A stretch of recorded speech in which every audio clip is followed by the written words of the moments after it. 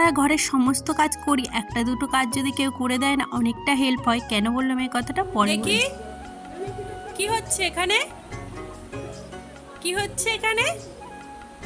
কি পুজো দেবে তুমি? হ্যাঁ, এই হিসি করে দিয়েছে। আমি যখন বাইরে বাসি গাছ ছাড়ছিলাম তখন বৌদি সব ঘরে বিছানাগুলো সুন্দর করে তুলে ফেলেছে। আমার থেকে আমার বৌদির কাজ বাজগুলো না আরও সুন্দর। বৌদি খুব টিপটপ রাখতে পছন্দ করে, বাট আমি ওনার কাছ থেকে অনেক কিছু শিখি। যাই হোক, পুরোটা তা পারি না, আমি না অতটাও গুছাতে পারি না, তবু আগের থেকে অনেকটাই শিখেছি। যাই হোক, আজকে এনেছিল দেশি মুরগি বাড়িতে, যেহেতু দাদা বৌদি এসছে। আর এই সময় না আজকে খাসির মাংস ঠিক মানে পারিনি আনতে, আমরা না হলে খাসির মাংসই আনতাম।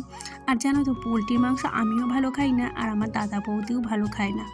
এদিকে দেখো, আমার বর কিন্তু মাংসটা চাপিয়েছে, বাট ওই চাপানো পর্যন্তই, তারপরে কিন্তু আমাকেই রান্না করতে হয়েছে। আর ও না মাংস রান্না হলেই ও আগে দৌড়ে যায়, কিন্তু ওই যে আজকে ওর টাইম নেই, তার জন্য ওই চাপিয়ে দিয়েছে, তারপরে আমিই রান্না করছিলাম। ওইদিকে তো আমার মুগ ডাল হয়ে গেছে, আর এদিকে মাংসটা ভালো করে কষিয়ে নিচ্ছিলাম, আর সাথে ছিল বেগুন ভাজা। বেগুন, ওদিকে আমার বৌদি অনেকটা জামা কাপড় ছিল জানো তো, সেগুলো আমাকে ভাঁজ করে দিল। একটা দুটো কাজ কেউ যদি করে দেয় না, আমাদের কিন্তু অনেক হেল্প হয়, তাই না? খাও খাও খাও খাও বাবা, খাও, খেতে হয়, খেয়ে না। এই ও বুঝতে বোঝে না এখনো। প্যাকেট দিয়ে খোল খোল খোল খোল শাড়ি।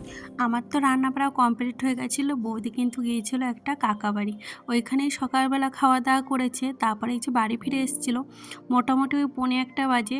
আর এই শাড়িটা দিয়েছে জানো তো, আমার ভীষণ ভালো লাগছিলো। আর এটা হলো পুচকুসোনার জামা, জামাটাও সুন্দর হয়েছে, বাট শাড়িটা না আমার ভীষণ পছন্দ হয়েছিল, তাই একটু গায়ে ঠেকিয়ে দেখছিলাম আর কি।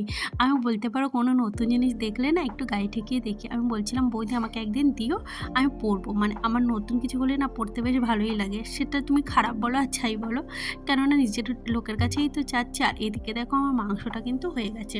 আজকে একটু দেরি করেই রান্নাটা চাপিয়েছিলাম, আর আজকের মাংসটা না ততটা ভালো হয়নি, কেন জানি না, কিন্তু আমার দাদার ভীষণ ভালো লেগেছিল। আর স্নান করতে যাব তার আগে এই যে কিছু জামা কাপড় ছিল, সেগুলোই এখন কেচে দেবো আর কি। আর আনিশার ড্রেসটা আমি আলাদা করে ভিজাই, যেহেতু ওর ড্রেসটা সাদা, তো ওর জন্য। আর এই যে তারপরে খেয়ে দিয়ে সবাই রেস্ট নিয়ে ঘুমিয়েছিলাম। এদিকে দেখো পুচকুসোনা উঠে পড়েছে, আর এটা না মানে আমার আনিশার জামা, ওকে দিয়েছি। আনিশার অনেকটা ছোট হয়ে যায় জানো তো।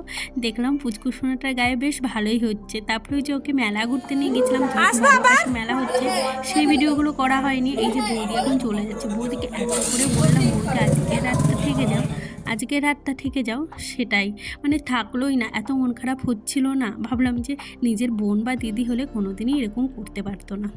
কি করব না থাকলে। এখন দেখো আমি রেডি হয়ে গেছি। এ কদিন কিন্তু 2-3 দিন আমাদের বাড়ির পাশে ঝুলন শুরু হয়েছে, তোমাদের সাথে আমি শেয়ারই করিনি, বাট আজকে ভাবলাম শেয়ার করব।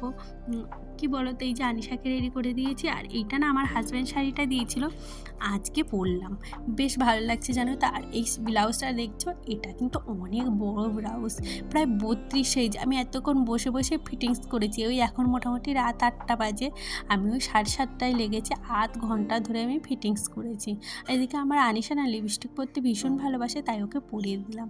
তারপরে গিয়েছিলাম পিসি বাড়ি, 10-20 মিনিট থেকে দেখো সামনে থেকে দেখালাম তোমাদের।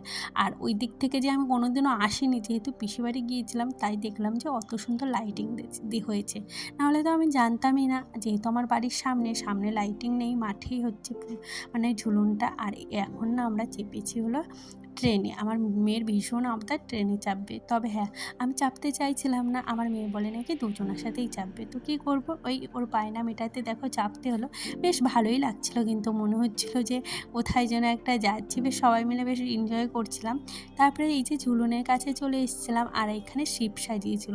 প্রতিদিন তো অনেক কিছুই সাজাই, ওই বলে না বাড়ির কাছে কিছু হলে দেখার আগ্রহ একটু কম হয়ে যায়, তো সেরকম করে একটা দেখা হচ্ছে না, মানে একটু দাঁড়াই আবার চলে যায়। একটু ডান্স হলে তবে আমি একটু দাঁড়িয়ে দেখি, বাড়ি থেকে যেহেতু শুনতে পাই কি হচ্ছে। আর এদিকে দেখো কি সেজেছিল, শকুন্তলা, হ্যাঁ মনে পড়েছে। তারপরে একটু খাওয়া দাওয়া করতে চলে এসেছিলাম। আর মোগলাই জানো তো আমি ভীষণ ভালো খাই, মেলায় এলে না আমি মোগলাই ঘুগনি এই দুটোই ভালো খাই। আর মোগলাইটা বেশ কিন্তু ভালোই বানিয়েছিল। আমি খাচ্ছিলাম, আমার মেয়েকে এত করে বললাম খা, ও কিন্তু খাবেই না, ও নাকি আইসক্রিম খাবে। তারপরে এই যে ওকে এখন আইসক্রিম কিনে দিয়েছি। তো আজকে ভিডিওটা এখানেই শেষ করলাম। ভিডিওটা ভালো লাগলে প্লিজ একটা লাইক করে যেও। আজকের মতো টাটা।